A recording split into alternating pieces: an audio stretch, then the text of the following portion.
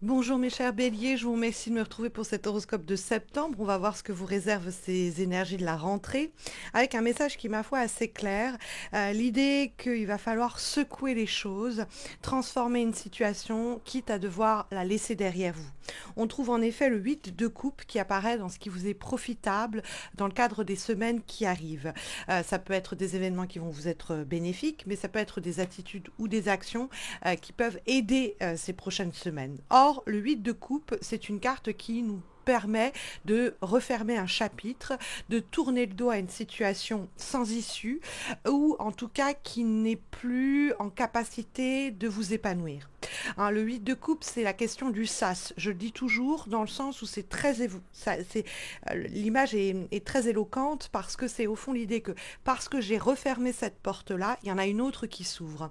Donc c'est peut-être pas la fin du livre, c'est peut-être juste la fin d'un chapitre de ce livre, mais il y a quand même cette nécessité de se détourner de tous ces pots cassés, de toute cette situation qui n'est plus épanouissante, qui n'est plus bénéfique, et de tirer un trait là-dessus. C'est pas toujours de gaieté de cœur, je dois l'avouer, parce que le 8 de coupe, le chemin qu'on a emprunté avec cette personne, le boulot qu'on a eu pendant des années, le lieu où l'on a vécu pendant des années, eh bien, on y a fait ses marques, on est devenu la personne que l'on est aujourd'hui par ces habitudes-là, et c'est pas toujours facile de refermer cette porte-là. Mais le 8 de coupe, il se dégage d'une situation pour aller atteindre le 9 de coupe qui va lui apporter une plus grande satisfaction. Donc au fond, c'est l'idée que je dois quitter une situation qui n'est pas épanouissante parce qu'il y en a une autre qui m'attend, qui va être quant à elle beaucoup plus épanouissante. Alors, bon, je prends le risque de laisser ce que je connais pour m'aventurer hors des sentiers battus et sortir de ma zone de confort, mais ça en vaut le coup. Et de toute façon, avec le 8 de coupe, émotionnellement, on sent qu'on n'a plus trop le choix que de se détourner de cela. Hein. C'est vraiment un moment de notre vie qui s'achève ainsi, et c'est mieux, il y a d'autres aventures qui nous attendent derrière. Donc le 8 de coupe, ça a participé à faire de qui je suis aujourd'hui. J'ai peut-être encore de l'affection pour cet environnement, cette situation, cette relation, etc. Mais au fond de moi, je sais pertinemment que je n'y trouve plus mon compte. Et donc, je dois m'en détourner. Et ça, c'est d'autant plus accentué par le fait qu'on a le pendu, qui est l'idée d'être pieds et poings liés, donc souvent un peu comme être prise en otage d'une situation, ou l'idée de s'enraciner dans une situation donnée, et la carte de la maison Dieu qui va communiquer avec le pendu, qui nous parle de faire voler en éclats tout ce qui nous tenait un peu à quai et qui nous empêchait de prendre le large, on va dire. Parce que donc ce 8 de coupe, il dialogue avec le 8 d'épée. Donc on a un effet miroir. Hein. Et donc les coupes, c'est l'émotionnel, les épées, c'est le mental. Et donc il y a effectivement quelque chose qui se déroule, une sorte de tsunami intérieur ou de tremblement de terre interne, puisque c'est les émotions et le mental. Donc tout se passe en vous avant tout, avant de prendre forme dans le monde extérieur. Hein. Mais le 8 d'épée, qui se trouve dans les obstacles et les difficultés, c'est une carte qui nous parle de sensation d'emprisonnement. Donc ça matche avec le pendu qui est pieds et poings liés. Donc il y a une situation de laquelle vous êtes prisonnier ou prisonnière, que vous en ayez pleinement conscience en entrant en ce mois de septembre ou non, et que vous en preniez au fur et à mesure confiance dans les semaines qui viennent. Parce que la carte du 8 d'épée, c'est comment en fait ma manière d'appréhender les choses, comment une situation à propos de laquelle j'ai réfléchi que j'ai, on va dire, appréhendé d'une certaine façon, est source de ma paralysie. Si je commence à trop cogiter, si je commence à trop discuter aussi avec les personnes dont je suis un peu l'otage, je vais rester dans ma situation. Je vais pas bouger et je vais rester là et je vais suffoquer. Hein. Je vais de moins en moins avoir d'air. Je vais avoir de plus en plus le sentiment que les murs se referment sur moi. Je vais être de plus en plus tétanisée. Et c'est peut-être une situation qui s'est produite au cours de l'année, au cours des dernières semaines, et dont vous faites encore un peu les frais en septembre. Et c'est de ça dont la Maison Dieu va nous débarrasser et nous délivrer complètement.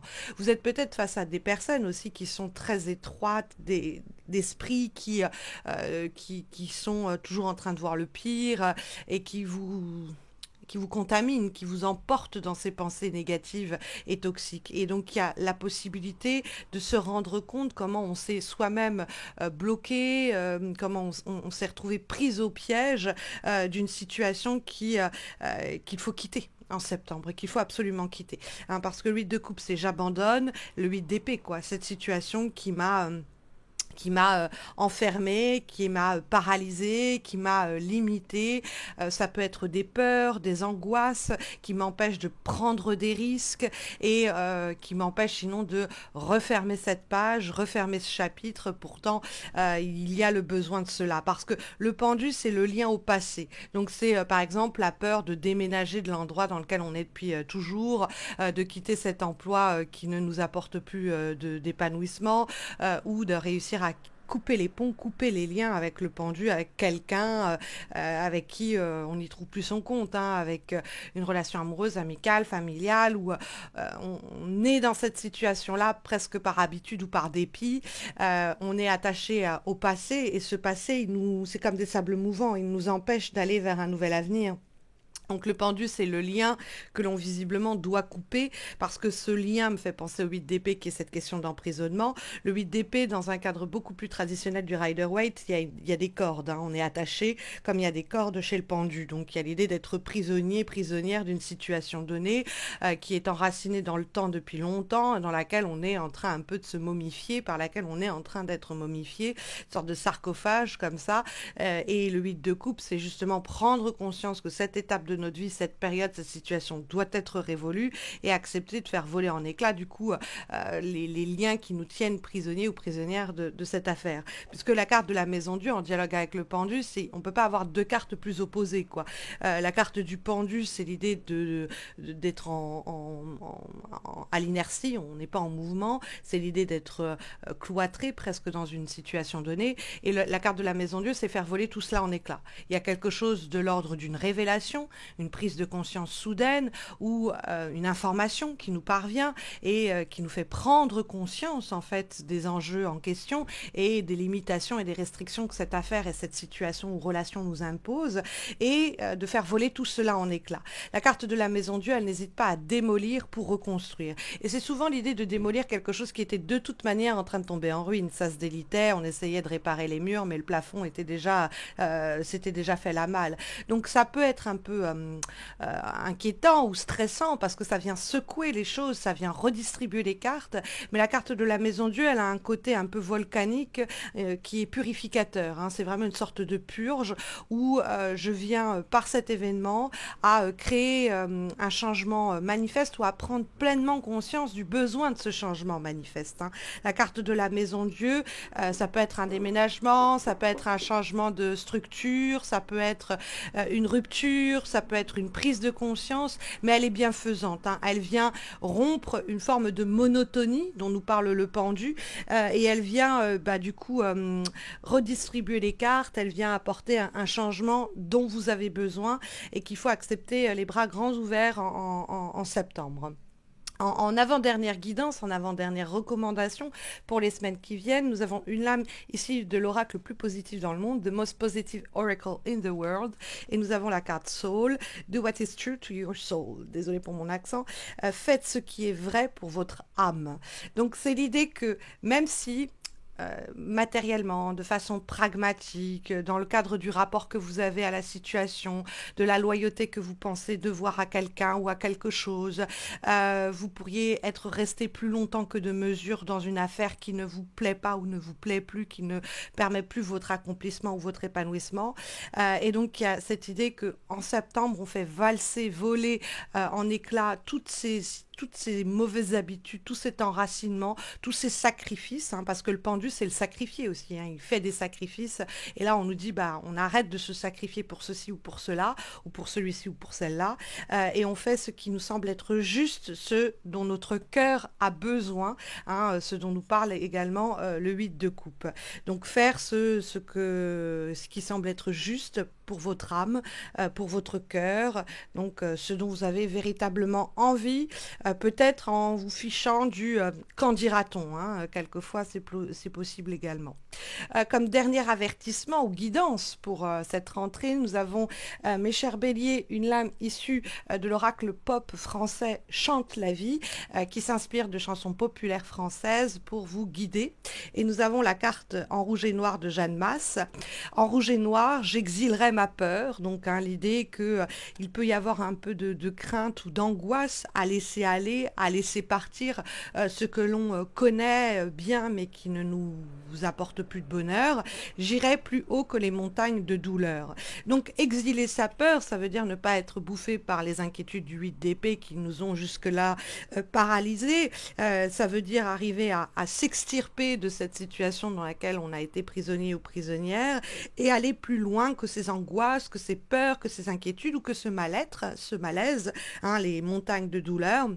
Et donc, cette idée de l'exiler, cette peur, ça passe par cette maison de Dieu, ça passe par cette carte du 8 de coupe et par l'idée de faire ce qui vous semble juste et en rapport avec vos besoins et donc de fuir ou en tout cas de vous extraire d'une situation ou d'une affaire dans laquelle vous êtes en train sinon par laquelle vous êtes en train de vous faire engloutir, quoi, hein. J'ai cette idée un peu de sable mouvant qu'on pourrait démarrer comme ça, marécageux dans lequel on se fait un peu chaque jour un peu plus engloutir. En tout cas, ce sont ici, mes chers béliers, les énergies et les conseils qui vous sont délivrés pour cette rentrée. N'hésitez pas à laisser un commentaire, à liker la vidéo, à vous abonner. Sachez que si vous ne le savez pas déjà, je suis en congé maternité et pour tout vous dire, je devais accoucher aujourd'hui. Alors, il n'est pas dit que j'accoucherai ce soir, mais à l'heure qu'il est, je suis quand même en train encore de faire des horoscopes alors que normalement, c'est le jour de la fin de mon terme. Il me tarde un peu à se montrer ce petit pour tout vous dire, mais du coup, vous imaginez qu'entre la chaleur, la fatigue, le fait de malgré tout travailler pour vous guider, le moindre des retours est gratifiant et motivant. Surtout que je ferai la même chose fin septembre. Vous aurez vos horoscopes en temps et en heure pour le mois d'octobre. Et donc, n'hésitez pas à me laisser un petit commentaire, ça fait plaisir. D'ailleurs, je posterai aussi en octobre des guidances amoureuses trimestrielles pour la fin d'année. Je serai moi de retour en tant que tarologue pour vos tirages personnalisés début octobre à temps partiel et puis je reprendrai mon activité complète et totale début novembre et si vous avez envie de suivre mes péripéties et savoir s'il va vraiment à un moment ou un autre montrer le bout de son nez ce petit, vous pouvez me suivre sur les réseaux Insta et Facebook, vous avez les liens en descriptif de cette vidéo et puis il y aura aussi des guidances hebdomadaires qui réapparaîtront au mois d'octobre, hein, je les présente sur les réseaux sociaux chaque semaine. Voilà, je vous souhaite une très bonne rentrée mes chers béliers, prenez bien soin de vous et puis à très vite j'espère.